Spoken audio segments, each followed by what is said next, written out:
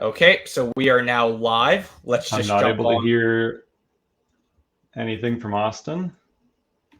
Okay. How's audio testing?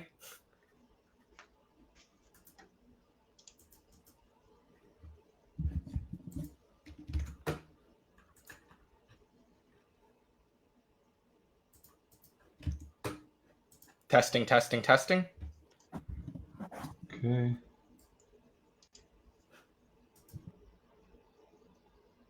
Sorry if anyone's here, but I can't hear Austin right now, so we're just trying to get this to work.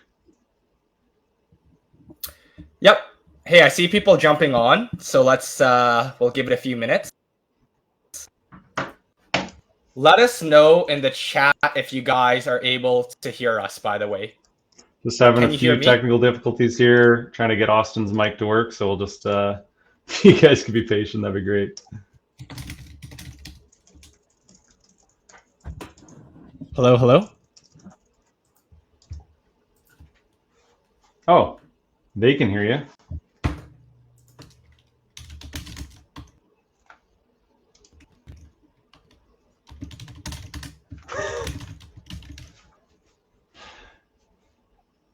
Okay. Okay, they can hear us both. I can't hear you, but... Okay. So give us a second, guys. We're going to jump on Instagram Live as well. And we're ready to rock and roll.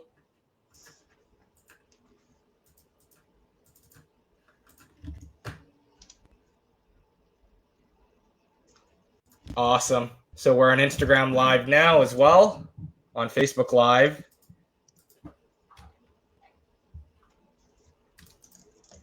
Okay, so I guess we can see people joining in. Nice. Sorry, guys, some technical difficulties. Give us another minute or so as we figure this out.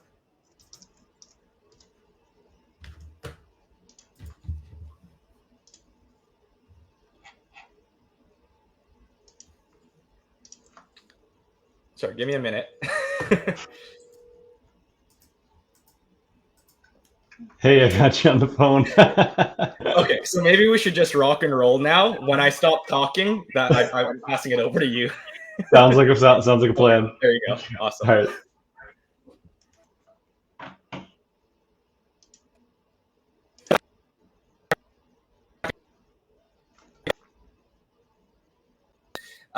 I know that's, with the first one, there's always some hiccups along the way, but I appreciate you guys bearing with us. For those of you guys who don't know, we're hosting this monthly Q&A, bringing in an expert and asking them any questions regarding their expertise topic. And in this case today, we have Kellan James. He's a multifamily expert with 88 units, over $15 million assets under management, and has not used any joint venture partnerships whatsoever. So he ended up scaling his portfolio with his own money. Myself, my name is Austin. I'm going to be the host for tonight. And without further ado, we're going to have Kellan start off with a presentation. And then after the presentation is done. Oh, we're good? Perfect. Yeah. Yes, we're going to make sure that you're live streaming as well on your Instagram, by the way, Kellan. Yes, it's all good. Perfect. So we're going to jump off into a presentation with Kellan. He's going to go over his journey. He's going to go over some good tips about multifamily property. And if you guys have any questions, make sure to drop it down in the chat. We'll make sure to monitor it throughout the night. And we're going to switch over to the presentation view. Perfect. And we are good to go. So Kellan, going to pass over the mic to you. Awesome. Sounds good. Appreciate it, Austin. And thank you guys for your patience on that. So I'm going to do a bit of a, let's see, I don't know if the there we go. Okay, perfect. So I'm going to try to keep it relatively short because I generally, the way these things go, there's lots of questions at the end. So I'm going to try to fly through the presentation and then we'll jump into Q&A. But just a quick presentation on scaling a multifamily portfolio. My goal is always to provide real strategic, tactical information and using some real actual case studies. And so let's dive into it. If I can get to the next slide, I might need your help with that. Perfect. So my name is Kellan James. If you guys don't know who I am, I'm a long-term multifamily investor I'm in Ontario, Canada. I have a $15 million portfolio of 88 units, and I have no partners at all. It's just myself, solely owned. And I actually quit my job back when I was 29. I'm 34 now, and I basically shortly after quitting my job, I had 32 units at the time, and we left shortly after. My girlfriend at the time, now my wife, and we left on a van trip, and we lived in our Dodge Sprinter van for 3 months together and traveled around the US, and kind of got back to Canada and went, okay, well, it's Monday and I don't have a job now, and what's the plan? So I decided continue scaling my real estate portfolio because I really enjoyed what I was doing when it came to that. And so I just continued scaling it from there. And then at some point along the lines, I started, coaching and mentoring other people to do the same kind of thing and build their portfolios of their own. And it's actually pretty neat because I've seen a bunch of my current and previous students now since quit their jobs and stuff and build portfolios of their own, which has been really neat to see. So that's a bit about myself, and I document most of my journey on Instagram. Let's see if I can jump to that next slide. So this is my journey from 0 to 88 units, and it was a 7-year journey in order to get there. So property number 1, I bought in 2016, and at the time I was renting. If anyone's from London, I was living on Talbot Street in London, and I just worked in the tech world. So I was walking to work every day. I sold my car when I moved to London, and I just walked to work every day and saved every penny I could.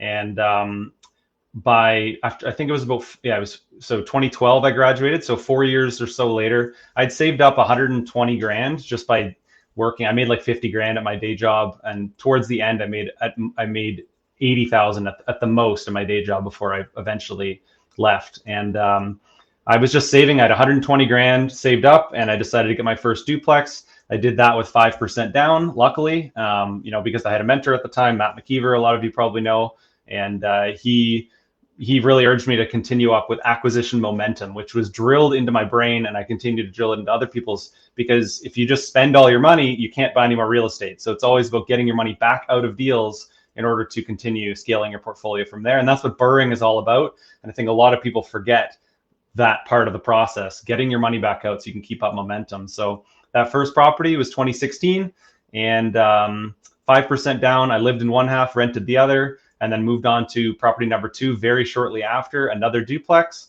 and I got a really great deal on it. It ended up being my first perfect BRRRR. I got all my money out and I got more out, and so that allowed me to really continue scaling from there, because that first one was only 5% down, and the next one I got all my money and more, so I really had enough momentum to buy properties 3 and 4, and I continued to do that same type of strategy. I applied things like the purchase plus improvements mortgage, which I'll dive into a bit here.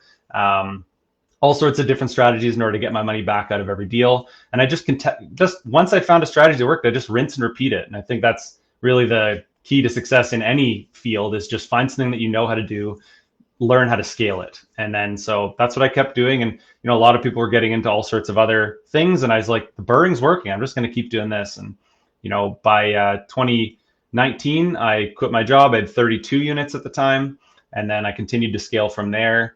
And I self-managed until I had 52 units, and then I brought on management. And at this point, I have 88 units. And this is sort of the breakdown of my portfolio here. And you can see it takes time. You don't buy all this stuff at once. You get a couple, 1 or 2 properties a year kind of thing, and it can continue to scale from there. So you can see at some point along the lines, I switched into larger multifamily as well. So you can see, say around 2020 actually is when I started getting to 6 units, 8 units, a 24 unit, that sort of stuff. And that is tough to do with no partners, but I'll get more into that. And so opportunity overload is what everyone tends to deal with in this real estate space. This is just in the real estate space. There's BRRRR-ing, flipping, long-term buy and hold, single family, multifamily, commercial. You can get, even in the commercial space, there's apartments, there's mixed use, there's conversions, adding units, short-term rentals, Airbnb, wholesaling. The list is ridiculous. There's so much you can do. And, especially on social media, you tend to see quite a lot of people doing all sorts of different things, and it tends to be quite a distraction, honestly. I dove into all of these things. I didn't do them, but I dove into them to see if they were going to be a good fit for me. And really, it was all about maintaining focus. I decided none of that was for me. I'm going to focus on one of these things, which is just long-term buy and hold with multifamily apartments. And that was my niche, which I actually never really thought of as a niche at all. I thought that was sort of, that makes sense, right? You're going to scale up a portfolio. Well, why not buy properties yourself and do it with, multifamily buildings? And it turned out to be quite a niche these days. There's a lot of people doing all sorts of other things, but I really have a lot of belief in this strategy over the long term. And so it's always important to start with your why if you're reverse engineering your goals. So if you don't have a good reason to do something, then there's no reason to try to figure out why, or sorry, how to do that thing if you don't know why you're doing it. And so, if you're trying to adopt a certain diet or something like that, what's the point in trying to figure out how to do that? You first got to figure out if this is even for you. And so it's really important to figure out why real estate investing is something that fits into your lifestyle and into your goals. And then once you understand that why, you're a lot clearer on why you want to then figure out how to do it from there. And so say your goal is $4,000 a month of passive income, or more. What does that look like? So for example, maybe that's $200 a unit of cash flow. Maybe you need a 20 unit portfolio, or maybe you're looking at portfolio like these days where it's zero cash flow with interest rates where they're at. Tends to be quite difficult to get properties with significant cash flow at current rates. And that's okay. So maybe in that scenario, you're focused a little bit more on assets under management. So you're trying to really build a large portfolio with significant mortgage pay down, long-term appreciation, and forced appreciation, which is the most important thing. And then to decide whether you're going to have actively managed or you're going to bring on property management to do it for you. And so forced appreciation versus market appreciation, this is something people don't make enough of a distinction about. And it's really all about forced appreciation because this is the only thing we have control over. And not just in the real estate space, but in the real estate space, we need to focus on what we have control over. There's no point in spending time thinking about the things we can't control. And that's one of the basis of Stoicism, if you guys are into that stuff, and Ryan Holiday's books. But it definitely applies to real estate. Short-term market appreciation, if you're looking at 1 to 3 years, we have no idea if market's going to go up, market's going to go down. In the market that we've seen recently, that's definitely the case. We haven't seen it going up this last while a lot, at least in Ontario. It's been a bit of a different case out west. But we are looking to figure out how we can force appreciation. So that's something that's predictable. We have control over it. And we know that maybe short-term market appreciation happens anyway, but we do have a lot of confidence that long-term market appreciation is basically inevitable. And that's largely going to be driven by inflation, governments printing more money and assets going up in value, dollar value going down. This is the reason why we don't want to just have cash sitting in the bank. And real estate is one of those things that over the long term, I don't think very many people doubt. If you own a building now, what it's going to be worth 20 years from now is probably going to be quite a bit more. And it's going to go up in value faster than your cash sitting in the bank will, and especially when it's leveraged 5 times like you would if you had 20% down payment on a property. And so there are joint venture partnerships. Some people go about that. I've still not done a single joint venture partnership in any of my deals, but it is definitely a strategy people can take on if they'd like. The advantage of it is that you have unlimited money, and the main reason why is you're using none of your own money. The passive partner allows easy financing with A lenders and like Scotiabank, TD, whatever it might be. And then the active partner has no need to qualify with T4 income or require 1 month of self-employment history or anything like that. And so there are a lot of advantages to that type of structure. That being said, over the last 7 years that I've been investing, very few people have really hung on to any of these joint venture partnered deals. They really tend to not hang on to them very long. They tend to sell them off or break up the partnership somewhere along the lines. And that was always a bit of a concern of mine over the years. And it's definitely turned out to be the case for quite a few people. There's a lot of people I know that scaled portfolios with joint venture partners. And at some point they decided to sell off a lot of the partnered deals and move on to solely owned things. So why not just start solely owned and learn how the financing game works and learn how to keep up acquisition of your own money? So the cons to active passive JV partnerships, 50% of the equity, 50% of the cash flow. You have a new relationship to manage. You have less control over the deal, depending on the terms of your joint venture partnership structure. Holding, selling, refinancing, renovating, all these things you need to run by your partner. An ideal partner is going to be someone that just 100% trusts you, and it's definitely possible to find people like that. But you need to know that people are completely trusting of all of your decisions, and they're just happy to sit back and you do all of the work and make all of the money. And at the end of the day, you guys split it. But you do have to bear in mind that you're doing twice the amount of work for the same result, or you're doing the same amount of work for half the result. And so I really like the idea of doing fewer deals, but doing them all on your own. So that's the way that I've scaled my portfolio, slow and steady, although it can be done quickly. I mean, I got my first 32 units in 2.5 years, and that was largely in part to forcing appreciation. And of course, we did have quite a bit of market appreciation, which it was completely out of my control, but it was never part of the plan. And then significant cash flow also helps. And this is also something that people really saw the value of when interest rates dropped, because if you didn't have significant cash flow, it was really hard to ride through some of these times this last while. And there have been quite a few investors that haven't been able to ride through these times. And so it's really about forcing appreciation, and it's about making sure your properties are, in this market with rates where they're at. I think a property that's cash flow neutral or cash flowing a little bit is perfectly reasonable. But I definitely think doing it on your own, if you have the option, is the way to go, at least for me. So there are many other ways to use other people's money. There's promissory notes, borrowing from friends, family, other investors. There's unsecured lines of credit. And I should bring it back to the prom notes. This has been a topic of large controversy, and for good reason. This is something where if you're a lender, generally, I wouldn't recommend loaning out on a promissory note. You have to, really trust the person you're lending to, because you don't really have a lot to fall back on if they decide not to pay you back. Now, if you're the borrower, perfectly fine to borrow on a promissory note because it's quite safe from your position. But there's a lot of people who take quite a bit of advantage of that and have racked up millions and millions or tens of millions of dollars in promissory note debt, and people don't make enough of a plan as to how they're going to pay that back. So it's very important when you're raising other people's money to have a very clear plan as to how you're planning on paying it back. And so unsecured lines of credit are another way to do that. I definitely recommend people, if there's one takeaway from this event, like one quick go-to for everyone, get a bunch of unsecured lines of credit. I have them at TD, Scotiabank, RBC, Tangerine. I have them on my corporations as well. You can get business lines of credit. I have one for each of my corporations. These are things you don't have to use. And in fact, I'd recommend not using them unless you need them.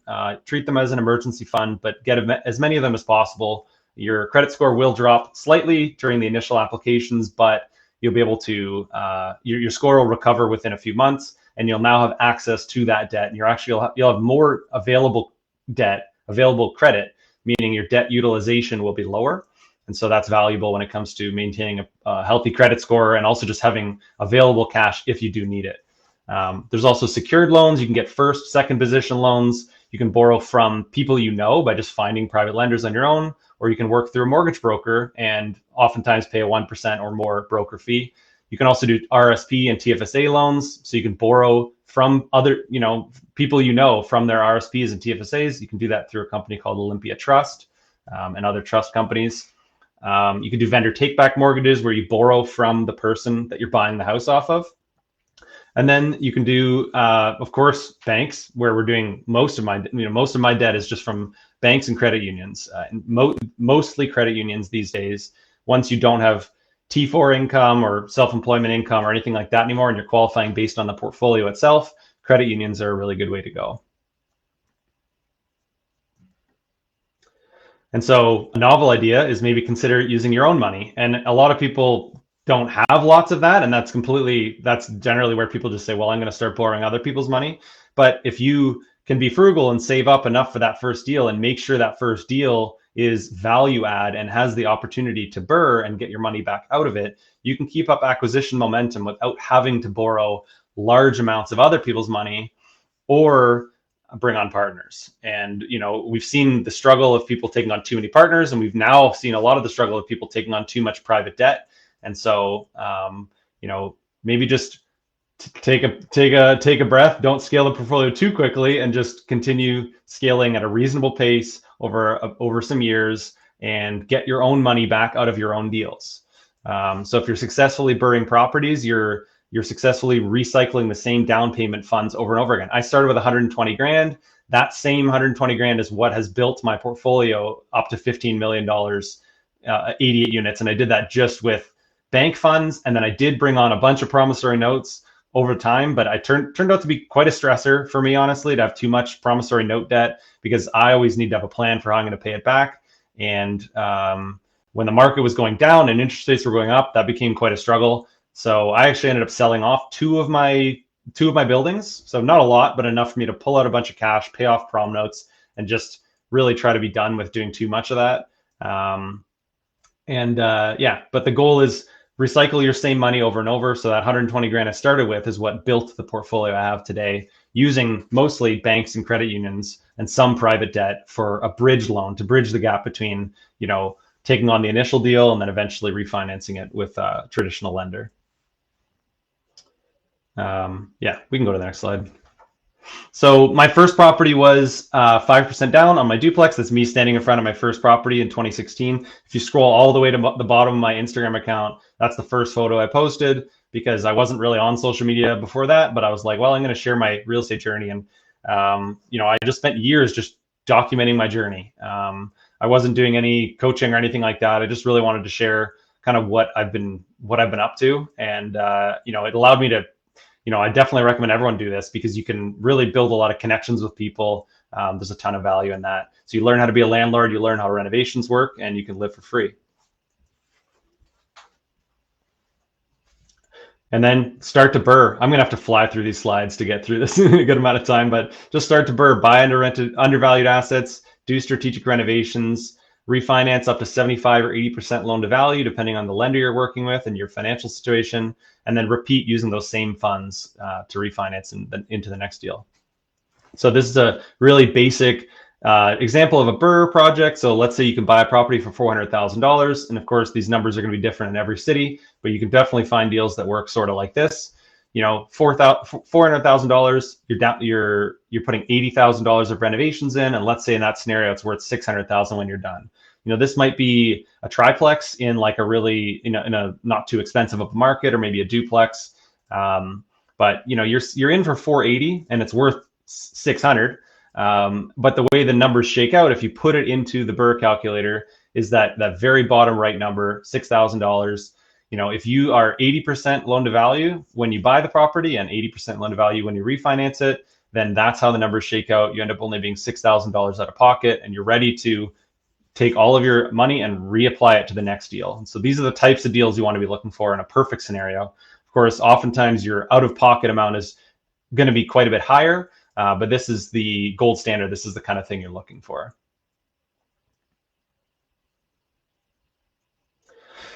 And then after your first property, I generally recommend people do that first property using actually the bottom strategy here, which is 5% down and using a purchase plus improvements mortgage.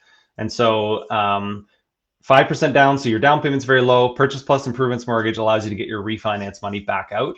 And you can make some very specific decisions about what kind of renovations you're going to do in that scenario.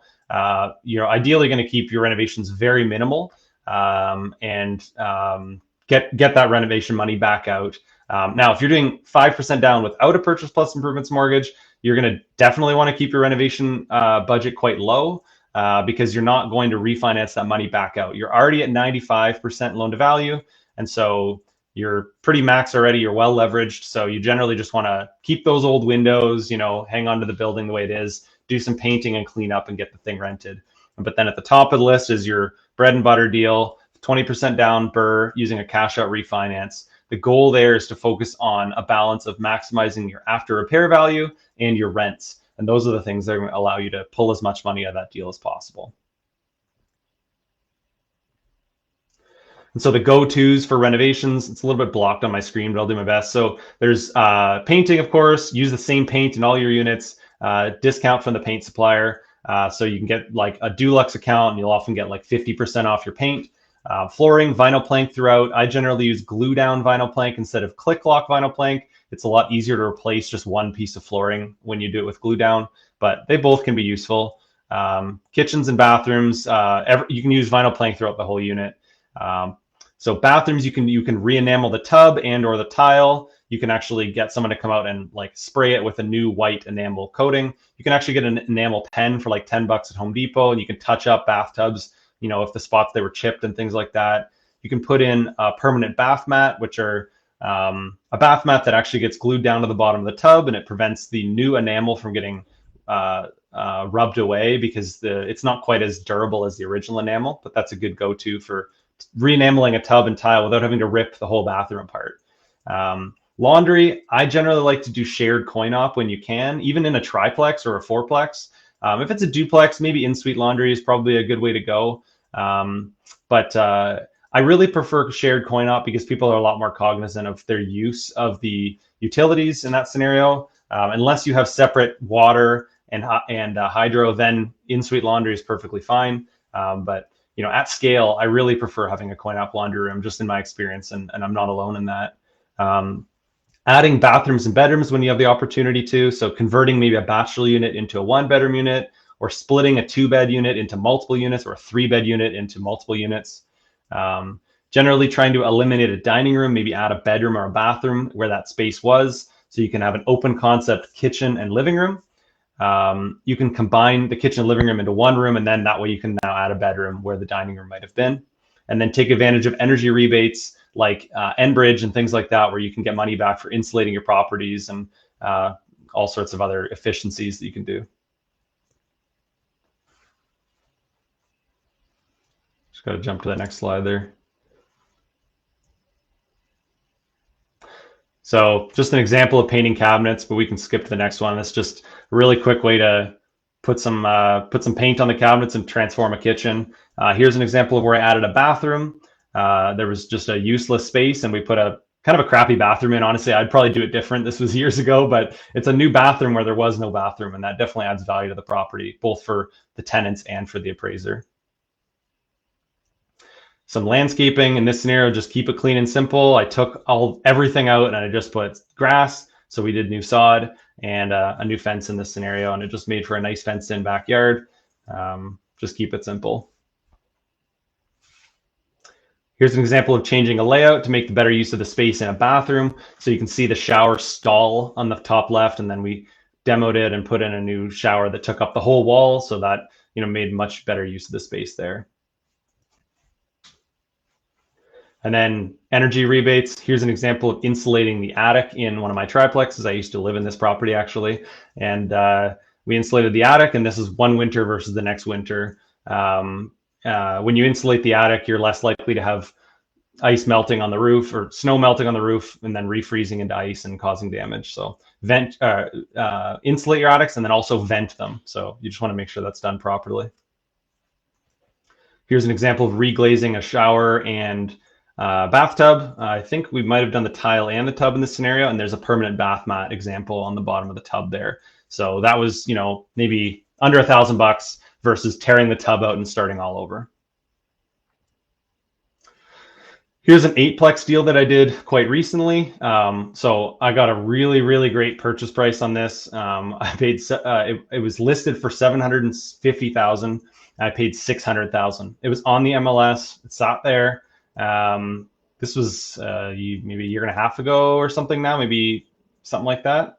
Maybe coming up on 2 years ago now, but either way, $600,000 for an 8-plex. It sat on the MLS, and there was a bit of a flood of listings at that time, and so I think people got lost and didn't really see the potential in this deal somehow. But I mean, this sat there for 2 months before I put this offer in for $150,000 under asking, and I ended up putting I think, yeah, renovations $350,000, and then $50,000 of cash for keys. So I was in for $1 million, and it reappraised at 1.75. So that was an equity gain of $750,000. That was definitely one of my best deals. It was a big version of what I was doing with, you know, duplexes, triplexes, fourplexes, but it's the same thing. And we'll jump to the next slide, and I'll show you how the financing. Actually, I think I left that out. I don't know if I left it out. We'll see. So the backyard in this scenario, this 8-plex, if you look on the right-hand photo, on the bottom right of that photo is the 8-plex. The rest of this lot is just this giant empty space. And someone actually asked a question about this on the Facebook group, so I'll get into that. But basically, there's a bunch of land around this 8-plex that has the potential for development. And I've never done a development. I've never built a building from scratch before. I've generally found a lot of value in just buying existing buildings and renovating them. But in this scenario, I already own the land and I already own the 8-plex, and we've turned all 8 units over and it's cash flowing. And so let's look at building a building behind it. So I worked with a local company that helps with urban planning. So they actually communicate with the city, because I don't feel like learning all the ins and outs of how to do all that paperwork. So I hired a company that helps with it, and we're putting in an application right now to build a 12-plex in behind my 8-plex. So in this scenario, we'd have 20 units on this land. We'd have very little parking, but surprisingly, the City of London is open to this concept of only 0.5 parking spaces per unit. I think that they know that we need housing more than we need parking, and so they're open to the idea based on a pre-application consultation we'd done. And so fingers crossed we get approval for this 12-plex. We're right now trying to push for as many 2-bedroom units in this as possible. And so small versus large apartment buildings is quite a common conversation. You saw that I made that transition in 2020 into larger, and so I've experience with both, and I don't think one is better than the other. So small 2 to 4 unit duplex, triplex, 4-plex, they move a lot quicker. Their financing is easier, so you're going to get more like 80% loan to value, upwards of. You're going to get 30-year amortization. You can get lower interest rates because they're residential. They're more liquid if you do decide to sell these buildings. So there's a lot of advantages to this. And they're also just quite a bit more approachable, a little bit less scary to take on. So I generally recommend people start there. I don't think people should jump into large apartment buildings, even if they have a bunch of cash. Start with some smaller ones, get a feel for it. And then the large apartment buildings, 6 units and up, they're crazy capital intensive. So for example, a $2.4 million 12-plex, that would be $600,000 to $720,000 for the down payment. And so very capital intensive, especially if you're doing it without partners. And so that's one of the big downsides of it. Now you have to get very creative in order to have less down. So you can do second position vendor takebacks and all these interesting strategies. You can do CMHC mortgages to get higher loan to value, but generally you still need to close initially without a CMHC mortgage. So you private financing or all these other types of strategies, but they tend to move quite a bit slower, but they do scale well once you've already built your foundation. And so what I have found is that they're a lot lower mental bandwidth. So owning my 24 unit building is a lot less mental bandwidth than owning 12 duplexes. And so I really value that, and I also value that the value of the building is more predictable based on cap rates and net operating income. Whereas when you're dealing with 2 to 4 unit buildings, the value is based a little bit more on comparable sales, which can be a little bit more all over the place. And so I like the larger buildings for that reason. So this is the long-term, the ultimate wealth builder. So it's just about building up your assets under management. Let's say you buy 1 triplex per year. They're 550 to 650 grand each. After 5 years, you'd have 5 triplexes, 15 units, no partners. You'd have a portfolio worth 2.75 to 3.25. Even if you have 0 cash flow, you're going to have mortgage pay down. Let's make a guess, and this is a complete shot in the dark based on maybe just my experience with my portfolio, around $220 per unit per month of mortgage pay down. This is the principal portion of your mortgage payment. So that adds up to $3,300 a month in mortgage pay down. You're going to have maybe portfolio appreciation over the long term. If we're looking at a 10, 20-year period, say 3% per year, that on your portfolio value of 3.25, that would average out to be $8,125 a month in long-term appreciation that you'd be earning. And then that totals up to $11,425 per month, and it continues to compound over time. And so this is the value of building up a lot of assets under management. So some of the stuff I'm currently doing right now, the possible 12-plex development, fingers crossed, we get approval. We're doing and when I say we, it's myself, my property managers, and my construction team. We're doing a major renovation on one of my 8-plexes. We're waiting on permits right now. It's going to be $400,000 or more for that renovation, and that's a complete shot in the dark as to what that cost will be. Honestly, I haven't run the numbers yet. We're doing a bunch of ongoing renovations from recent turnovers. We have had some natural turnovers where people just leave on their own, and we've had a bunch of cash for keys where I pay tenants to move. And we're going to be approaching a bunch more tenants with cash for keys in the spring, because people are a lot more likely to move in the spring than if you approach them in the winter to move. I've found a lot less success during that season. Keeping my social media active, so podcasts, things like this, short form content, etc. It's a bunch of the stuff that's keeping me busy. And then created the multifamily mastermind recently as well, and that's been really great. And I'm preparing my 24-unit apartment building for a refinance. So fingers crossed, I'm going to be refinancing that probably with a credit union for now, but in the long term, I'll probably look at refinancing it with CMHC. And then I'm adding an Airbnb suite to the basement of our house right now. So it's going to work for an Airbnb for now, and then in a year, 2 or 3, whenever we feel like it, we'll take the door off between the units and it'll become the rest of our house. But in the meantime, we don't really need that basement for ourselves, so we may as well. We're hoping to get $2,500 to $3,000 a month for that basement, and figure why not? It gives us an excuse to do some renovations down there when we probably wouldn't otherwise.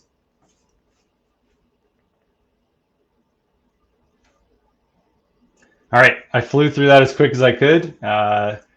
So yeah, my website, kellanjames.ca. I'm gonna have I'm posting more and more, but right now I have a free real estate calculator for you guys there right now. It's a profit planner. It's basically how to do BRRRR calculations.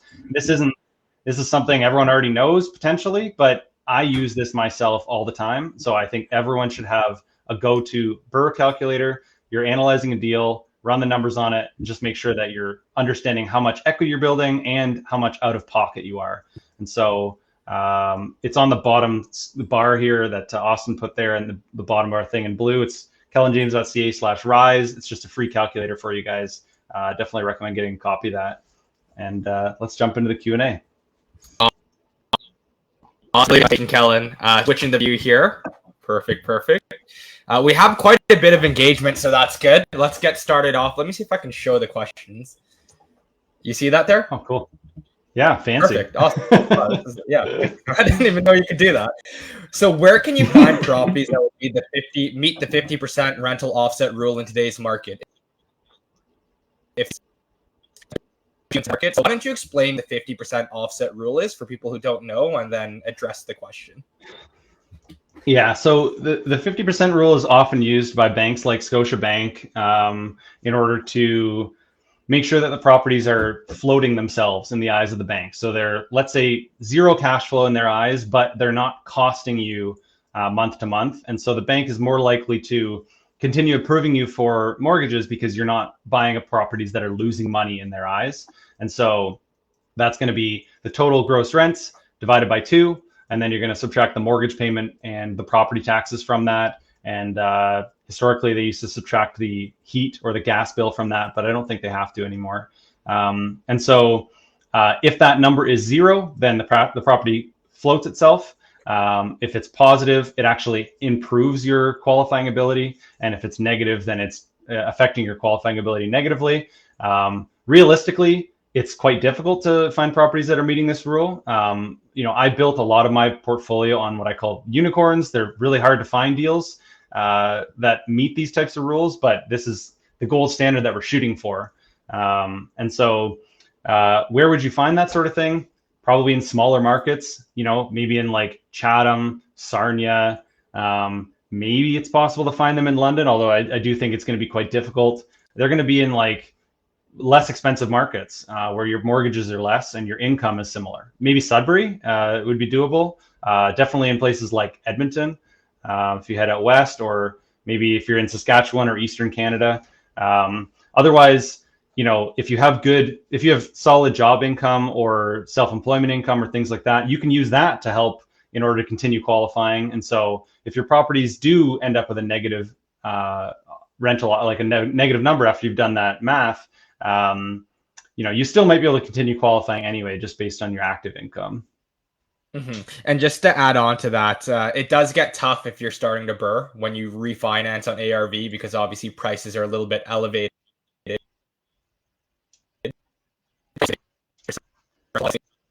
Is your refinance? I think it's very interest driven because the biggest expense portion usually is your mortgage payment. But we'll jump on to the next question here. Which markets do you think we should be looking at right now? So I hesitate to I tend to throw a lot of cities out there because I think there's potential, and like the way to view this is that there's you know every strategy can work and every market can work, but not every strategy can work in every market.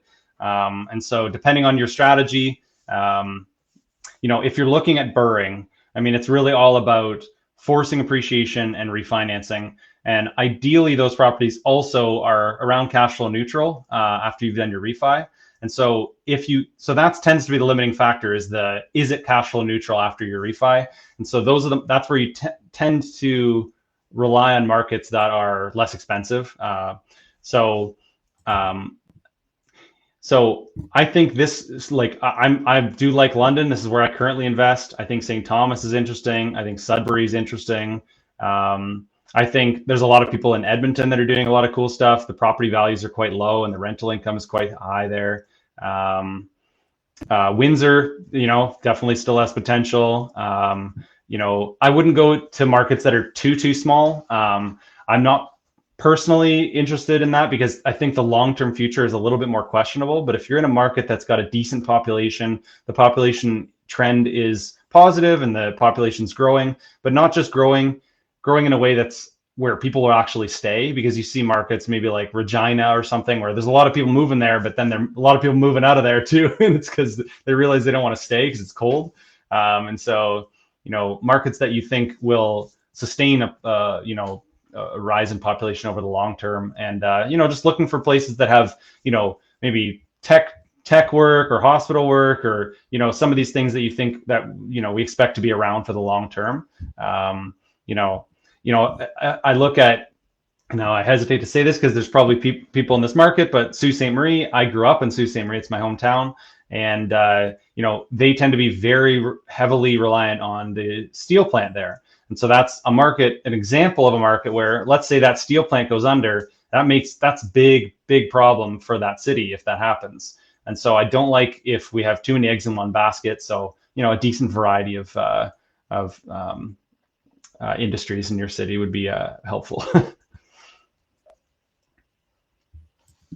Awesome. Now, I guess the first targeted multifamily question of the day: what is the best way to learn how to underwrite multifamily deals? So you definitely a lot of times people spend quite a bit of time in spreadsheets, and that's realistically what you have to do. It's also helpful to have people to run it by. So if you can have mentors in your life, fellow investors, people that have experience with this, going through these things and running it by them to see if you're doing it right is a really, that's the way to learn anything, right? Is we need feedback to know if we're doing it right. And so, underwriting a deal, spending a lot of time in spreadsheets, looking at, trying to figure out its current value and its after repair value. And so current value is a little bit tough because a lot of times we're really trying to analyze its potential. And, if you're looking at properties based on a cap rate on the acquisition, it's not really, I don't know, I haven't found it to be particularly helpful. If you're looking at 12 units and up, it can be useful. But when you're looking at anything under 12 units, cap rates, I don't think are particularly reliable for the initial acquisition. I think they're more helpful for the after repair value. And a lot of times we're looking at stuff that's maybe it's a bad cap rate on the acquisition, but it's because that you're going to add bedrooms here, you're going to add a unit here, you're going to get cash for keys in these units quite quickly, or whatever the potential, you see the plan in place. And so I've bought properties that maybe had definitely lost money month to month on the acquisition, but it was because I had a plan for them, a very clear plan. And so, it's a variety of looking at its current value. So you're going to look at comparable sales, you're going to look at price per unit potentially, and you're going to look at maybe cap rates as well.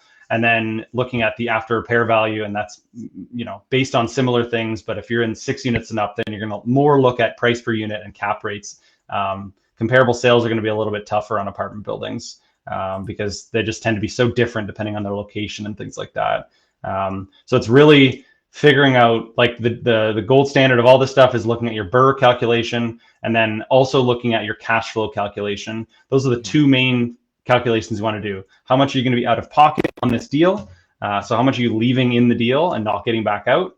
And trying to keep that number as low as possible so you can keep up your acquisition momentum. And then also looking at how much month to month are you going to be maybe burning on the initial acquisition, and then what is a worst case scenario, a normal case scenario, and a best case scenario, and kind of running those 3 scenarios for cash flow to see if you're happy with the normal case scenario, or maybe even a little bit of a bad case scenario and the deal still works, then that tends to be sort of the sweet spot. I mean, ideally it's going to be a unicorn where you're like, for sure, this is a home run, and definitely try to find those when you can.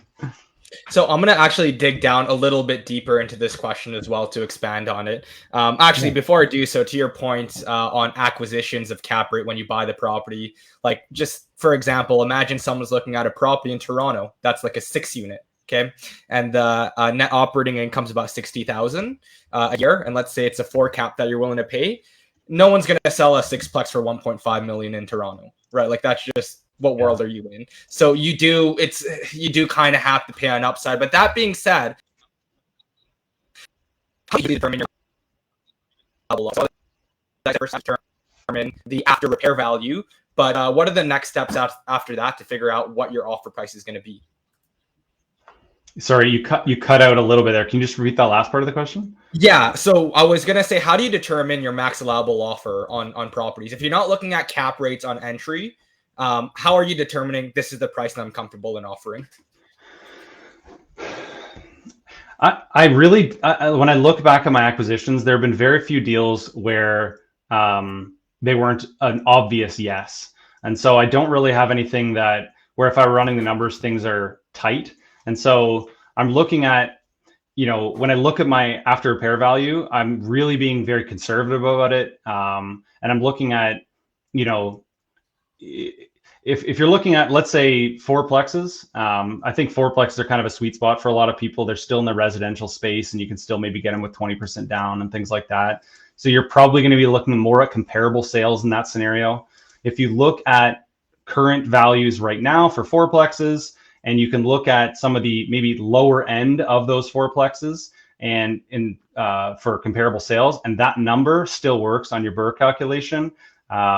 And you have some degree of predictability when it comes to getting units turned over and getting the rental income up, and your property is, say, cash flow neutral after the refinance, or even loses $100 a month or something like that. I think having a burn rate is okay when it's reasonable. That's the kind of deal I think that would be like, a baseline type deal for me. Ideally, these properties are, a no-brainer is the goal. As little money out of pocket as possible. This kind of stuff is, when you're looking at 12 units and up or 6 units and up, even, this is often going to be a multi-year process. It's not something that's going to happen overnight. And it's also, it starts to become quite a bit less predictable. So you have to be comfortable to some degree leaving a chunk of money in a deal for quite a while. For example, my 24 unit building, it was over $1 million for the down payment, and I've put a bunch of money into it since. And as frustrating as it is, I haven't refinanced it yet. And so it's been, I think, 2 years. We've turned 12 of the 24 units over, and we're working on more as we speak. Hopefully get a 13th soon. But I've had a lot of money sitting there for a long time.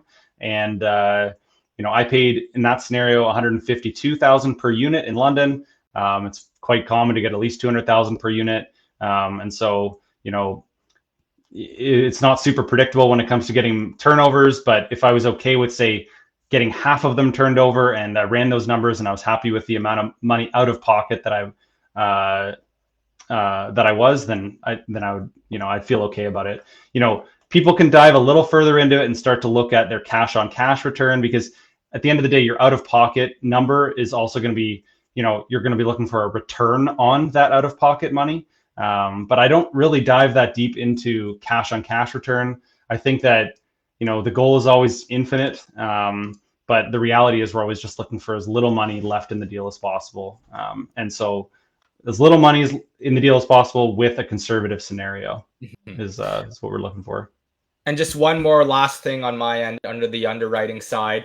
How do you get comfort in knowing what units you're going to be able to turn over and timeline wise? Like, do you have any assumptions with tenant turnovers? Because that's a big part of multifamily investing.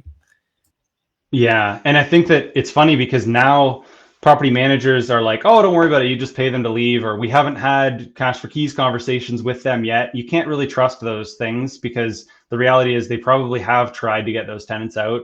There's not a lot of people who are just been who these days who have been sitting on units that are super under rented and haven't even tried to get turnovers. And it's going to be more and more the case as time goes on. So looking at tenant profile is one of the best ways you can do it. So if they are younger in general, you're more likely to be able to get turnovers. If people are, have been there for, if they're in their 50s and 60s, and they've been there for 20 years, they're less likely to be moving. So tenant profile is one of the number one things you can look at. And then you can have a bit of a conversation with people maybe as you're walking through units, and get a feel for, how likely they are to want to stick around.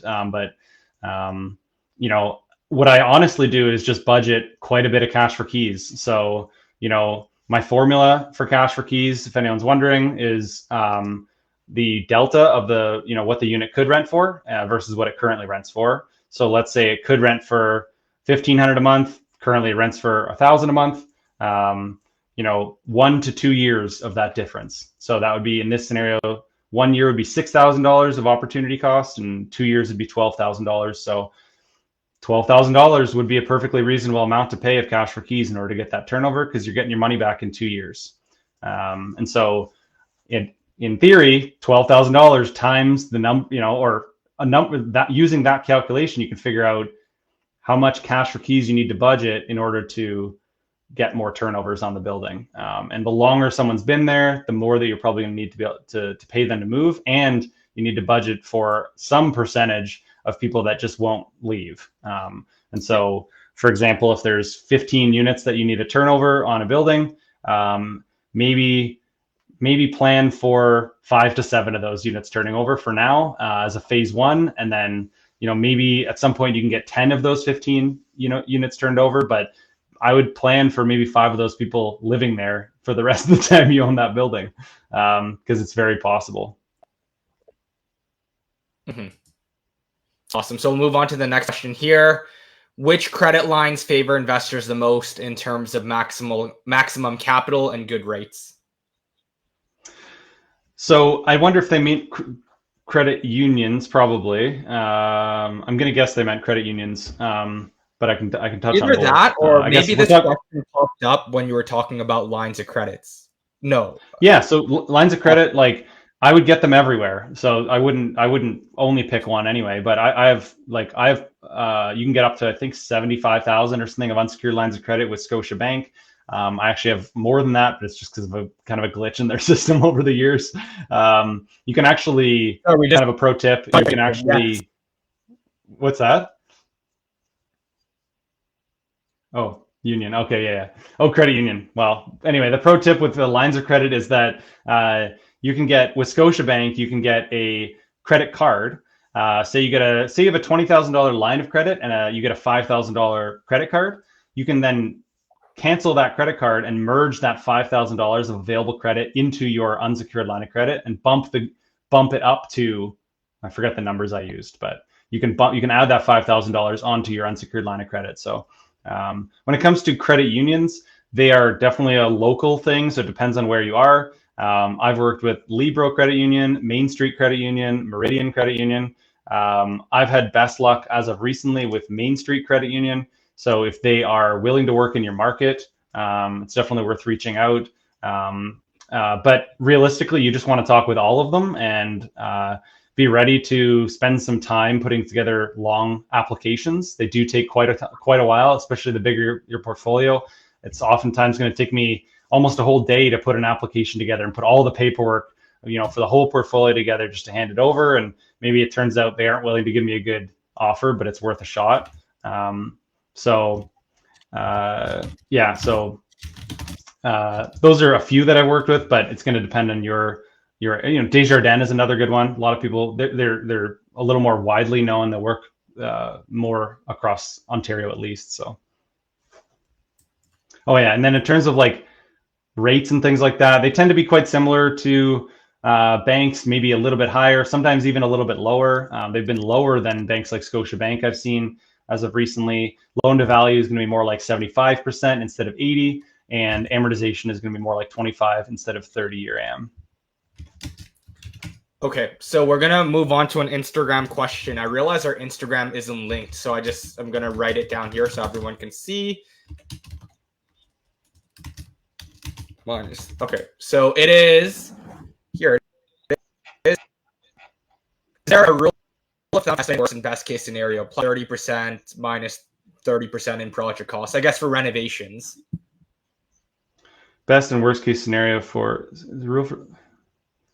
Oh, that's a good question.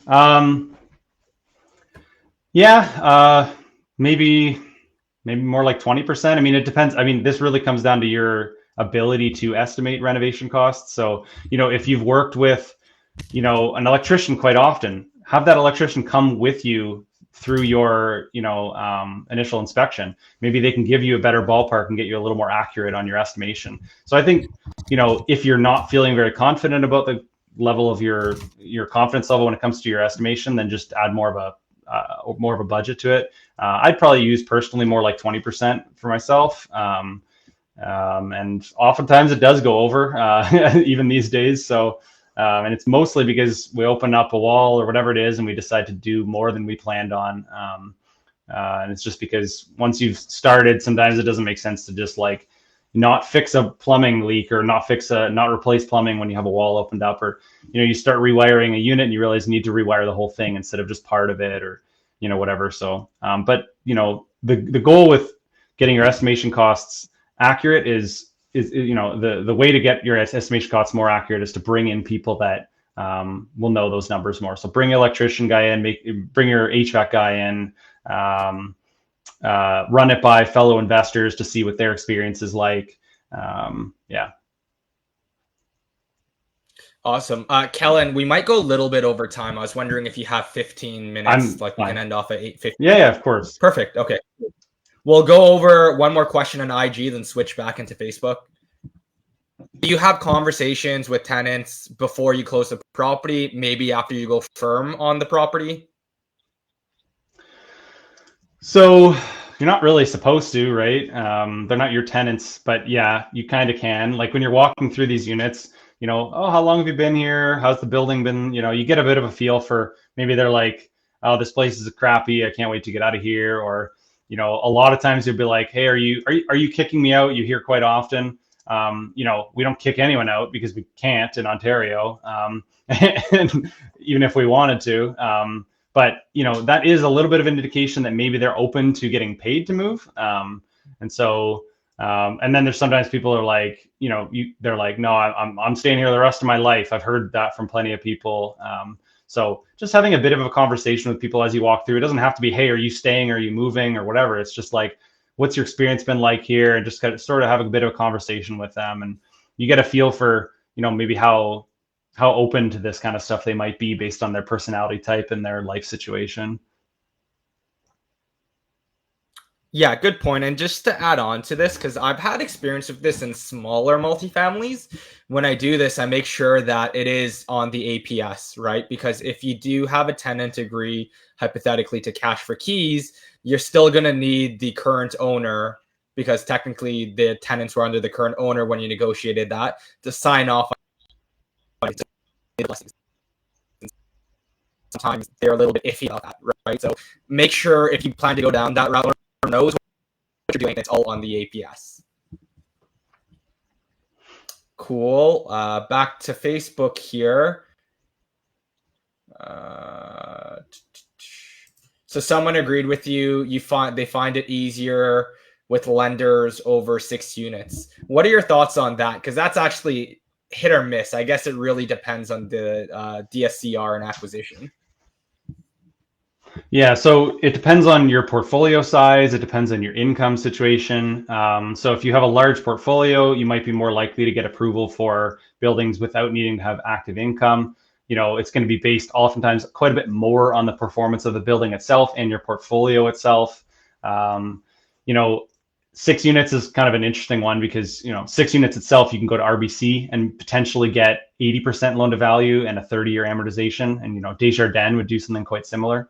But, Yeah, I would say it's just a different ball game. I wouldn't say it's easier or not. If you have really great job income, like T4 income, you're probably not going to have too much trouble getting approval for mortgages with someone like a bank like Scotia. More and more though, I've actually thought people should consider building a relationship with credit unions a little bit sooner, even while they have active income, because at some point they might not, and then you already built that relationship, and now you're starting to qualify using the portfolio itself. Or maybe you start to have some kind of active business or something where you're doing something else to help, and that can potentially help with qualifying as well. Perfect. For financing questions, guys, we're going to focus on more of the multifamily non-financing questions at the moment, because otherwise we're going to be here forever. There are a ton of questions. You guys can shoot me a DM if you have any financing questions that I can put you in touch with someone, or I can try my best to help answer them. So we talked about how to figure out max allowable offer. Now, how do you figure out the ARV of a multifamily property? And let's talk not about comps and more so on the income approach. Yeah. So if let's say you're looking at an apartment building. So we're right into it. We're at a 12-unit building or something like that. It's going to be very dependent on the cap rate and the price per unit. Those are going to be your two main things. Comparable sales play some role as well, but those comparables are probably going to be based on similar price per unit and cap rate. So you can't often trust the numbers that people are giving you when you're looking at buying a building. So you need to figure out these numbers yourself. So you can ask for copies of as much as real data as possible. So actual utility bills, actual insurance, property tax numbers, put the real numbers in there. And once you have that, you have the income, you can now figure out your net operating income, so just subtract them. And now you can figure out, based on cap rates for your local area, maybe you pick a cap rate range. And so let's say it's in London, and maybe you're looking in Woodfield neighborhood. So maybe your cap rate's between 4.5 and 5.5 or something like that, or 4 and 5.5. And so based on that cap rate, you can figure out and based on the net operating income and that cap rate, you have a bit of an idea of the after repair value. You can actually, when you're looking at apartment buildings, one of the best ways to know its value is to run it by an appraiser. And so you can actually talk with an appraiser before you even buy a building to say, what's it worth now, and what would it be worth if I brought its income up to this and the expenses down to this. And a helpful appraiser will actually give you their estimation as to what these things will be worth, or say, yeah, you're within the right ballpark if you kind of send them your spreadsheet. I've been when I run my profit and loss statements and I get my net operating income, figure out the value of building based on its cap rate and net operating income, it's very accurate. A lot of the time, it's quite similar to what an appraiser would have to say, and it's because I know what the appraisers are looking for, I know what the lenders are looking for, and so you can often ask both an appraiser and a lender how they tend to value buildings as well.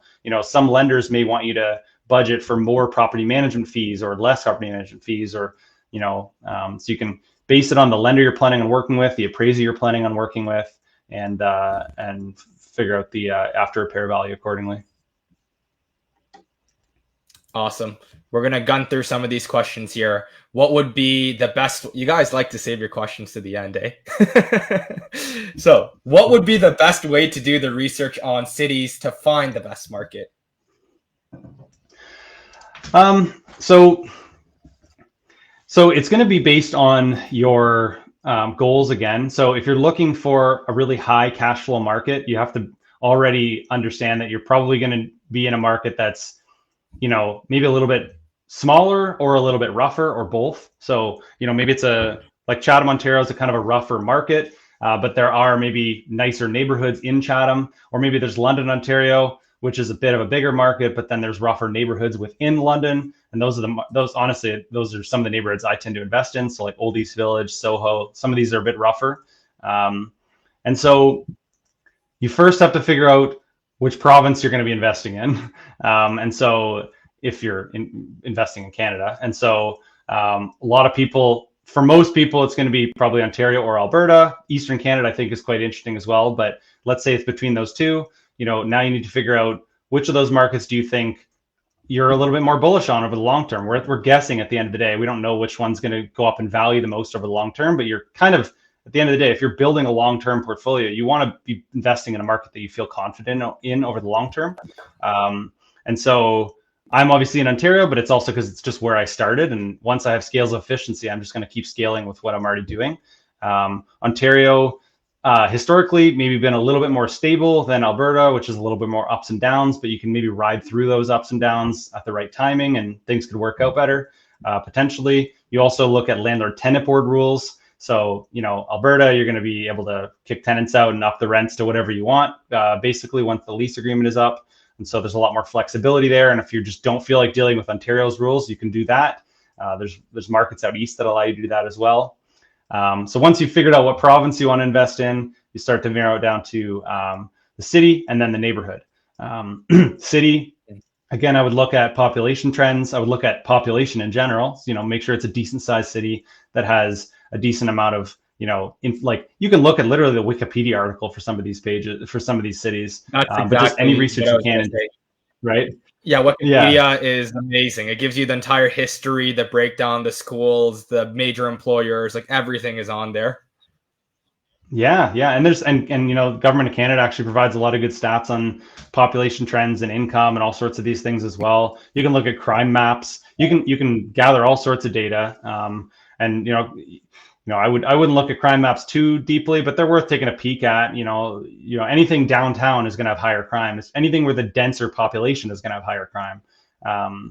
That's at a bit of a high level, I guess, how I would do some of the research on finding the right market. But then, looking at average deals in those markets, what they cash flow, based on what your goals are with cash flow, and then looking at neighborhoods that have the zoning you want, that allow for the types of multifamily buildings you want to take on, the age of the building that makes you comfortable. Maybe you prefer purpose-built versus, converted dwellings. I tend to have a lot of converted dwellings, which are quirky, but you can add quite a bit of value to them, which is really well suited for BRRRR deals. So it's it's quite a conversation to have. And then I think it's worth talking with other investors in those markets to hear their experience as well, and which neighborhoods they like to invest in. And, I think that gets you a pretty good start. Yeah, no, amazing. On there. I guess one important point you mentioned is what's your goal ultimately, right? Because if you only have $20,000 to $40,000 saved, you're not investing anywhere close to the GTA or many major cities. So that's sort of also going to push you in what markets you can and can't invest. Do you use realtors or do you find these off-market properties yourself? Actually, let's talk about finding these deals, these multifamily deals. How do you go about it? Yeah. And before I do that, if you only have 20 grand, you could probably still do 5% down in a half decent sized market. So 20, 25 grand will actually get you into a decent sized market, with that strategy, and it gets the ball rolling. But yeah, in terms of finding deals, half my portfolio has been on market, half of it's been off market, approximately. When you get into larger multifamily, it's really a networking game. It's quite a bit different than small multifamily. So for me, as of more recently, it's been talking with realtors who tend to have more pocket listings, and things like that when it comes to on market / semi on market. Anything through a realtor is sort of kind of on a market of some sort.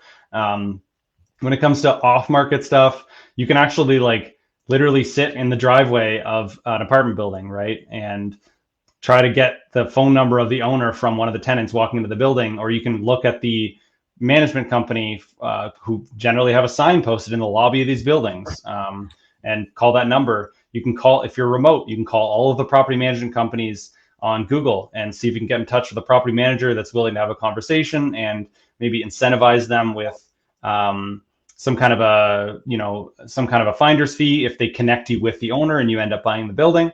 So I've bought buildings like that, apartment buildings, by connecting with property managers and them connecting me with the owner. So that's a really good one.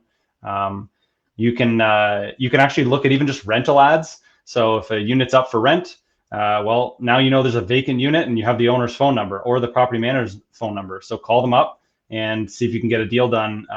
They're initially going to be expecting it's a potential tenant calling or an applicant, but you just say, no, I'm a landlord, or I'm an owner, or I'm an investor, and I just wanted to see if I could potentially buy this building privately. Off market's really great because you can actually buy properties for under market value, and you can be completely open and honest with the seller about how you're able to do that because they don't have to pay commission. So right off the bat, you can take 4% off the market value, and it's already a win-win. And off-market sellers, they like the privacy of it. Oftentimes these buildings that really have a lot of value to be added are probably also just pretty run down. So the owners might be a little bit embarrassed. They might be embarrassed about the tenant profile in their buildings as well. So they don't like the idea of necessarily having this public listing where people are walking through their building. So they actually oftentimes prefer to sell these things privately. And that's also the reason why you want to talk to realtors, because realtors are shopping these things out a little bit more privately as well. And you don't really see a lot of apartment buildings listed on the MLS, and it's because they tend to transact amongst a group of people, a small list of buyers in each city, really.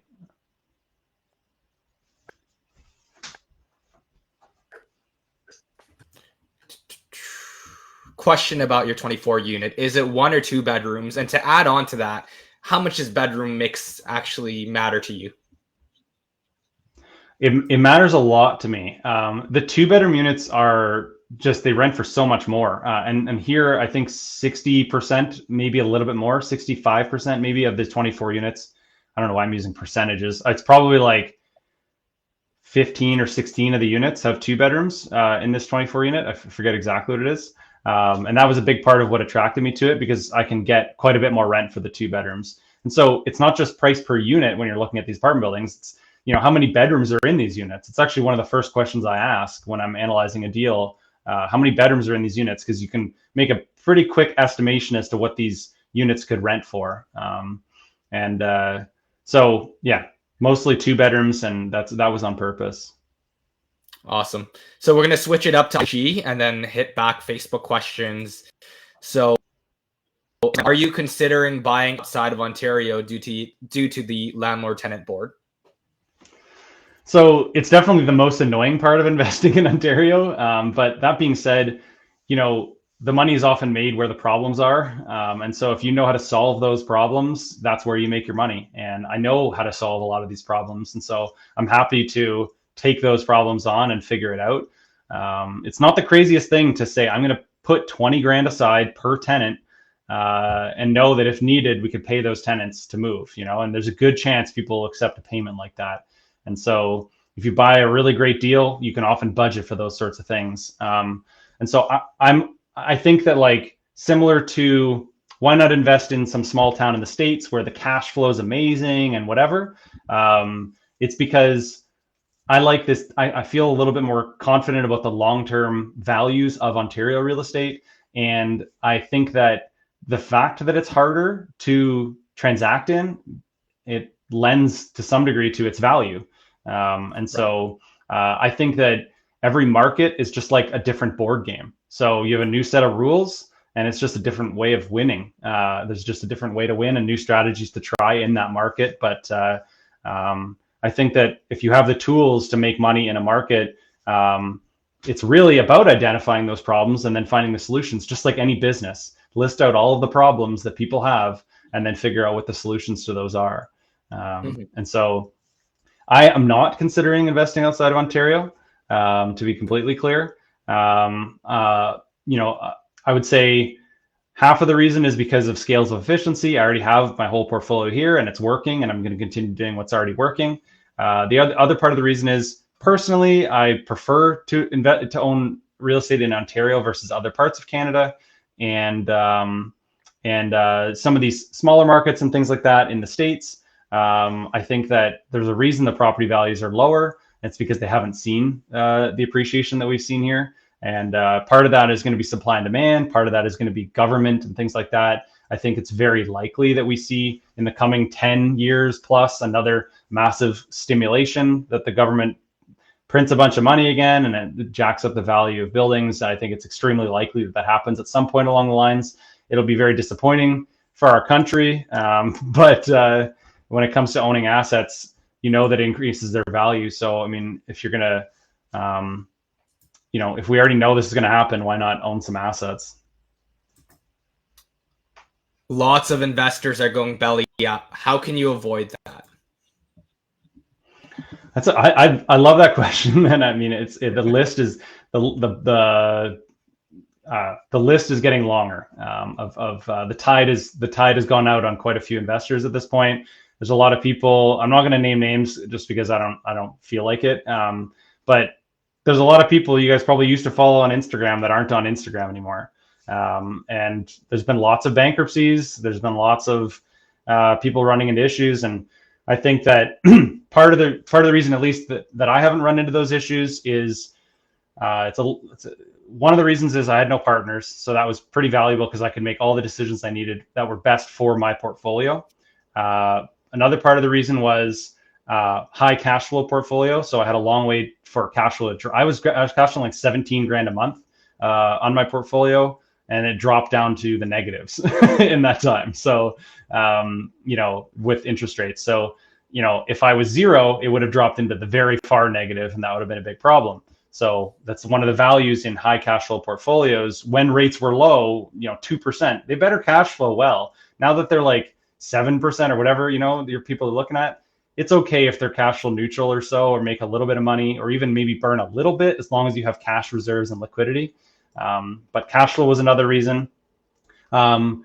Not being too high leverage was another big reason. So I didn't have a bunch of super high leverage mortgages.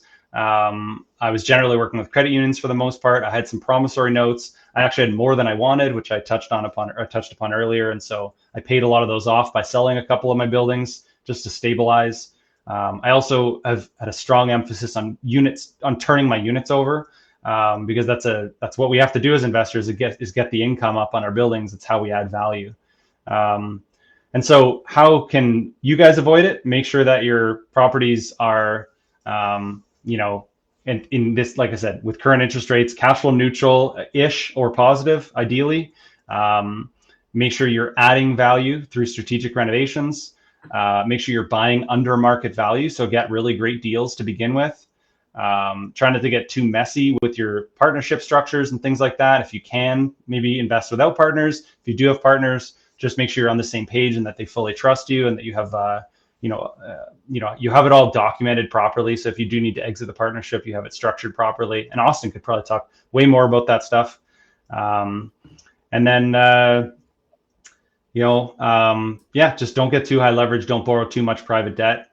Some of the people that are still around that have scaled large portfolios without partners probably have a giant pile of private debt. And I don't recommend going there either, because I think that's where the tide has yet to go out to some degree, unfortunately. So I think, and if you're in that position yourself, just know how difficult it is to unwind large amounts of private debt. It's quite difficult. I know, because I've gone through it myself. And so try not to take too much of it on. If you have a bunch of it, consider selling some buildings, pay some of these loans off, just get back and stabilize, put your ego to the side. You know, maybe your portfolio is half the size, but you can withstand these times. Mm-hmm. Very good points. How important is structured due diligence and required timeline so you don't have to go back for extension? And what type of due diligence do you do as well when you put a new multifamily under contract? Yeah, so I mean, set your timeline. I mean, it depends on what due diligence you're doing. You need to get through the building. You need to have the people you need go through the building. You need your appraiser to get in there as well. And so, you know, have as many showings as you need structured into your APS, so that your plumber can walk through it, your electrician can walk through it, your HVAC guy, your appraiser. You know, you have maybe you want, like in a perfect world, you have enough time on your conditional period to get the financing approved, or at least well on its way and looking promising. So if you're looking at a fourplex or something like that, maybe 10 to 14 days kind of thing. If you're looking at a large apartment building, it could be 3, maybe 4 weeks. I mean, not a lot of people are going to be happy about a conditional period that's that long. A lot of times you can actually do a bunch of your due diligence before your conditional. which is the way I tend to do it historically. And so my conditional periods have always been quite short because oftentimes my offers were firm, actually. And it's because I do my due diligence for a couple of weeks and then I go in firm. So it all depends on your speed and the availability of the people you need to walk through your buildings, and how quick your lawyer and your lender and all these people are to get back to you. But I've definitely made plenty of mistakes, when it came to even my 24 unit apartment building. I walked in and I saw 24 hydro meters and I was like, this is fantastic. They all have separate panels. They all have separate meters. Yeah, they're fuse panels, but I can swap those out. It turned out, I think I forget if it was 40 or 60 amp, maybe 40, I think, per unit. So 40 amps per unit sucks. So we had to rewire basically everything. Not the units themselves necessarily, which is good. The wiring in the unit's okay, but we had to put new panels in, new meters, and new feeder cables from the panels to all of the units, which was very expensive, like 50 grand or something like that, right? And so, definitely have your electrician walk through. I've probably said that a few times because it's a mistake I've made. So just bring, it's all about who, not how. If you don't know how to do it yourself, bring someone in who does. If you have a fellow investor or mentor that you can have run these things by, that's a huge way to save yourself a ton of money. One good decision can save or make you 20, 50 grand, 100 grand easily. So the bigger you're getting as an investor, the more properties you have, the bigger decisions you're making, the more important it is that you're running it by people who have experience in that already. And if, let's say, the realtor or the homeowner gives you a pro forma, what type of due diligence are you doing there? If they just give you a bunch of documents, because as you mentioned, I think earlier on, you can't always take them at face value.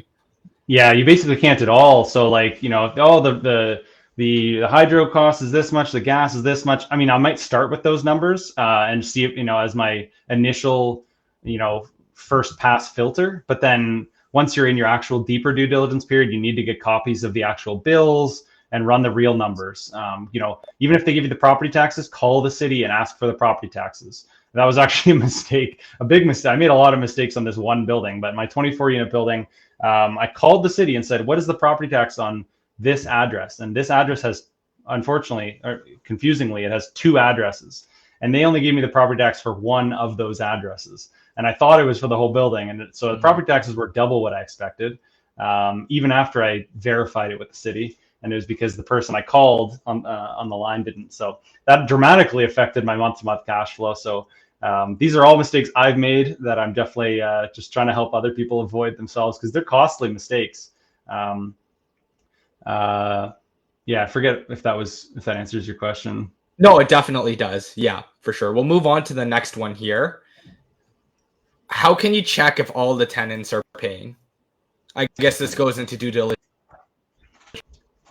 Yeah, I mean, so honestly, I don't know if there's a better way to go about this than the way I do it. But you have a clause saying that the tenants are in good standing, and you get documentation from the owner showing the payments, and you hope that they're accurate. I mean, at that point, you maybe talk to your lawyer to make sure that you have something to go back on if it turns out, oh, one of these tenants was 6 months behind and the owner didn't mention that. I mean, I think that's misrepresentation. I think there's a decent chance you could make a case there. So maybe, and Austin, maybe you could add to this, or maybe someone else in the comments could, but I think it's really about saying, hey, the information you're providing is real and accurate. And if it's not, we might come after you for it. So share real information and then do your best to, for tenants paying. I mean, I don't know how much you can't go into their bank account and make sure. So yeah, I guess it's just like getting your lawyer to make some more bulletproof conditions. And it's not necessarily a bad thing. If you can get money plus it's going to lead to a turnover, you can sort of look at it as a win. But that's only if you have those conditions set up. Well, and one side note is, what's interesting is when you inherit tenants, you also inherit arrears. And you want to run this by your lawyer to make sure that you're wording your APS, your agreement of purchase and sale offer letter properly. But if they have a tenant that owes $10,000 because they haven't paid rent in however long, they now should owe you that $10,000. And so I've had that scenario with tenants before, and I inherited a building, and so they owe you. So it's good. Honestly, it's a really good thing if the tenant's in arrears when you take on a building, because you hold some cards in that scenario. You can go after them for the arrears. You can forgive the arrears in exchange for an N11 to get a turnover. So yeah, those things are honestly, in Ontario, you kind of want tenants to be behind in rent if they're a unit that you want turned over. Oh, there I am. I don't know why I just lagged for a second. No worries. Oh, we did that one. At this point in your career, how often do you try? I assume that's like, how often do you acquire properties? That's my assumption on this question. How often do you try to add to your, maybe? Yes. So I've been in a stabilization period for quite a while. I bought a triplex a couple months ago or a few months ago. But that was the only property I think I bought in 2023. There was a decision I made maybe a year and a half ago, or maybe a couple of years ago, and I said, if I get another chunk of money from a refinance or whatever it might be, say it's $100,000, would I rather put that toward a down payment on another building, or would I rather get, say, 10 turnovers on my buildings? And I would much rather get 10 turnovers. So I decided, let's use that money to put toward cash for keys and potentially renovations. A lot of times these turnovers, you can just paint units and re-rent them or clean them up. And so I've just been in a stabilization period for quite a while, turning units over, getting rents up, adding units. So some units we turned over, we were able to split them into 2 different units. So that adds quite a bit of value to the building. And so when it comes to, further acquisitions, right now, the point I'm at in my career, my number one goal is lifestyle. And so I've realized during these times, one of the biggest lessons I learned is, the value of peace of mind. And so when rates went up and values, I didn't really care so much about values dropping, but when rates are going up, you're looking at your burn rate, you're looking at whatever, you want to make sure that you can ride through these times. And so now, lifestyle being my number one goal, probably going to go in with a little even less leverage than I was going in at, because I want to really be in this in the long term. I want to own my buildings 20 years from now. And it's so funny because I used to say that 7 years ago. So, I'm getting closer to the 10-year mark already with some of my buildings. So I think that, if we see interest rates drop, we're going to see a frenzy of people refinancing and re-leveraging. And I think that people need to be a little careful, because we just learned this lesson. And so if and when those time comes, don't get too crazy with refinances and private debt. And, we just learned this lesson. So I think that's, I'm going to continue with acquisitions, but I'm probably going to be a little less crazy about it. I mean, I in 2021, I bought 51 units. And so I'm not going to do that again that quickly. That's where I'm at. Yeah, it's funny you say people learn their lesson. There was just I think it was yesterday, there was a property with over 80 offers in Mississauga. So I guess people don't learn their lesson. Wow. Crazy. Okay, we have a couple of more questions. I guess it's more of a statement. I wonder how useful ChatGPT 4 would be for a city. Great question. Yeah. Probably will be. I think I would use that for sure. Yeah. I mean, verify the information you get from it, but as a quick rule of thumb or a quick analysis, I would totally, I use it all the time. ChatGPT's it's awesome. So useful for so many things. Yeah. And I guess if you create I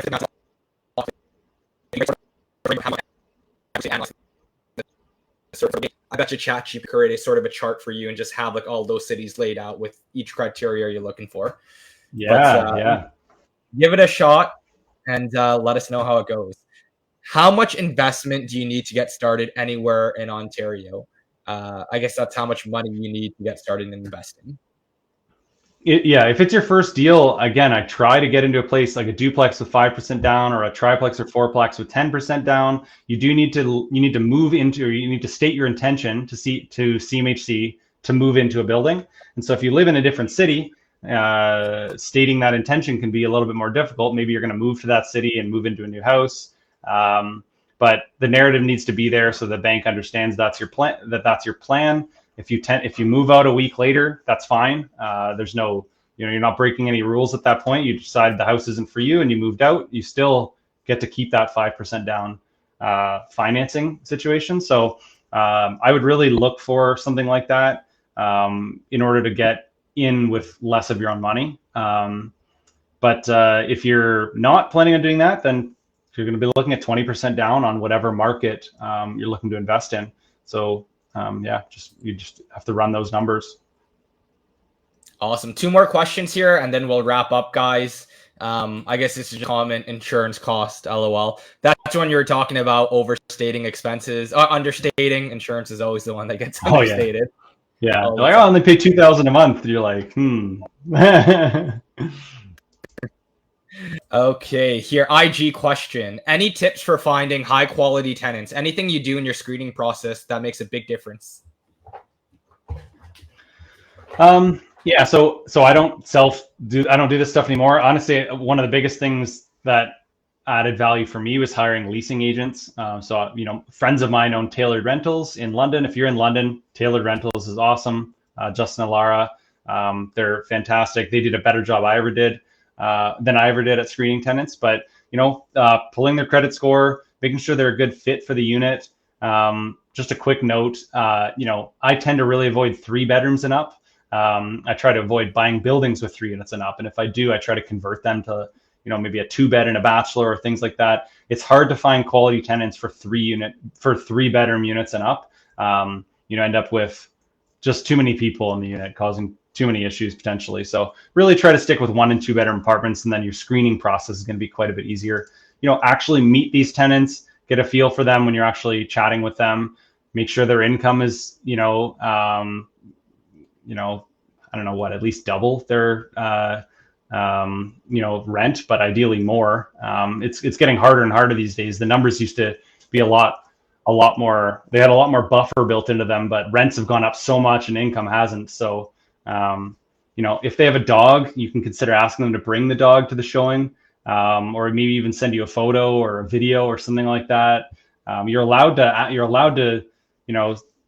to say we don't allow pets, but if they end up getting a pet, you're not allowed kicking them out for that reason. So you need to do that screening initially. My friends Justin and Lara at Taylor Rentals, they're actually making a whole course on tenant screening. So I would keep an eye out for that. I think it'd be really great. I actually have a section from them in my multifamily mastery course all about tenant screening as well. But I stopped doing that stuff myself a long time ago. I didn't do a very good job with it. I think the biggest reason I didn't do a good job with it, I wasn't very patient. And so the number 1 tip is just be patient and be willing to take vacancy. Yeah, because I always knew that I was like, this is not going to be a good tenant, but I don't want to leave the unit vacant for another month. And they were always the problem. So sometimes you can use your gut more than you think. And to echo that point, I think being patient is extremely important. Yes, vacancy rates are low, but that being said, in a lot of cities, there's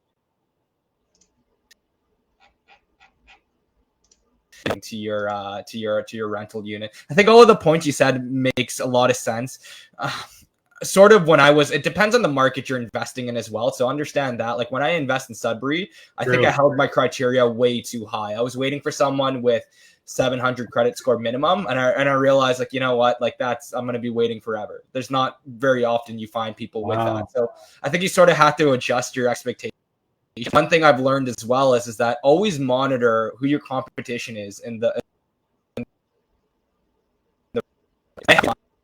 manager told me it was reasonable. Go online and I see units much better than roughly around the same price, or sitting for roughly around the same price. And it just like acknowledging it's like, okay, if a good tenant comes along, they're probably going to take that unit over mine. So I think monitoring competition is pretty understated in the current market too. Yeah. Okay, 2 more questions. I think I said 2. Oh, no, the questions keep on coming in. All right, let's try to blaze through this. What has been the biggest bottleneck? Actually, Kellan, are you still okay? Or I just want to be respectful of your time. Yeah. No, absolutely. Cool. I'm happy to help. Okay. What has been the biggest bottleneck in your journey, and what are your thoughts investing in the States with tenant-friendly rules? in the States with tenant. I mean, if honestly, like if people are looking for tenant friendly, situations, you could look at Alberta, you could look at Eastern Canada. These things are quite similar. You don't necessarily have to go out of country. I think that, again, you can make money in any market with any strategy. So but you can't make, yeah, I already said that, but you can make money in the States using different strategies if you'd like. There's a million different markets. There's a million different strategies, and you can apply those things in the States. And it'd probably have to be a little bit more of a specific question if I could really help there. But when it comes to the biggest bottleneck in my journey, capital is always a big one. It wasn't really my biggest bottleneck, though, to be honest, because my deals were good. So I was always able to pull most of my money back out or more. Biggest bottleneck. Maybe stress tolerance. It's probably one of the biggest bottlenecks. I think that, it's part of the reason I was able to scale relatively quick, because I actually built I built quite thick skin in this game, and I entered into this space of real estate investing with pretty thick skin to begin with. A lot of the tenant issues that really caused people to lose sleep at night didn't really bother me quite as much. So I was built for it a little bit more. Although if that's whatever your bottleneck is, bring someone in. Like maybe a property manager is now there managing your tenants. Now that's no longer your bottleneck because the tenants aren't causing you stress. I think it's really figure out what your bottleneck is and then just look for the solution to that. But I can't even really think of what a good bottleneck was for me, other than just opportunity overload and just trying to figure out how to maintain focus and manage stress during significant times of scale, because there's a lot to think about every time I remember the first 2, 3 properties, 4 properties, it felt like I was living a new life for each property I bought. And so that's not for everyone, but I actually kind of enjoyed that. But you tend to burn out. I know I burnt out I forget what year it was, but I burnt out. I went on a social media blackout for a year. And I was just comparing myself too much with other people, even with everything I felt like I was doing quite well. And I'm sure there was plenty of people comparing themselves with my journey, and I was doing the same thing. So, I think be really cognizant of the people that you're following, the people you're learning from, and you'll be a lot more likely to avoid burnout if you're focusing on your own journey instead of trying to, accomplish the goals that other people have for themselves, and they're not your goals. Very good point. And I think relatable to a lot of people, especially newer investors coming in now, because it's much hard. Reality is it's harder to get started today than it was when we got started. Right. And this is why community is, I think people are really starving for community these days. I think that good quality community is really important. You guys have Rise, which is awesome. But it's really about being around people who understand what you're going through and can relate, and you can be a little more realistic about the people the people that are surrounding you, and the average of the 5 people around you. I'm going to be doing a lot more community stuff. I have my mastermind. I'm going to do a free community soon. So definitely keep an eye out, because I think that's something that people are really starving for. Awesome. Last question here, actually. When you are acquiring new properties, do you always put 20% down? And let's assume residential for the most part. Yeah. So at this point, I have to do 25% down on everything at least, because that's what the minimum requirement is for credit unions. But yeah, for the first 10 properties, for properties 2 to 10, it was 20% down on everything. I bought a property recently with a vendor take-back mortgage, so it was only 10% down because the seller held the rest of the mortgage. And so it was only, in that scenario, it was $40,000 out of pocket for a triplex. And so vendor take-backs are a way that you can definitely get into properties with less than 20% down. And of course, you can borrow money and do these types of things. But at the end of the day, yeah, when it comes to traditional financing and banks and stuff like that, 20 to 25% down is typically the minimum. Perfect. You know what? There was one more question that came in on Instagram that I just saw. I don't want to leave them hanging. Yeah. Before we get into that, someone asked who was the good property management in London. Why don't you drop it in the Facebook group, Kellan, after we jump off of this live so people can see it on there too? Yeah. Yeah. So so there are. It's definitely difficult to find good property management companies. I've been very happy with the people I work with. So there's a company in London called Bloom. They've been really great for me, and I know that and I say that because I know that a lot of people really struggle to find good property management companies. So if you guys do reach out to them, feel free to mention my name. They've been really great for me. Yeah. What's that, sorry? Which was the leasing company again? The leasing company is Tailored Rentals, and they're good friends of mine, and like I said, they're fantastic. So I think that's a really good option for people who are self-managing but don't want to do the tenant screening and placement part of things. So yeah, Tailored Rentals, they're awesome.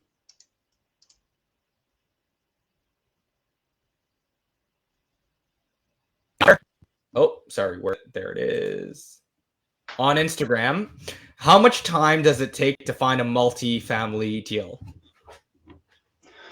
Well, I showed my journey of like how many buildings I bought per year. So, maybe only 2 to 3 properties per year or something like that, I think it was for me. So, every 4 to 6 months, you really don't have to find that many. You don't have to find a whole list of deals. You just have to find one good deal every once in a while. So I would say, yeah, every 4 to 6 months is a perfectly reasonable rate to buy. Maybe every 12 months, maybe every 24 months, and that's fine. If you buy one property every year or two, you're going to be doing just fine over the long term. Awesome. And that wraps up today's multifamily Q&A. Kellan, really appreciate you jumping on. I know we went over time, but I'm sure the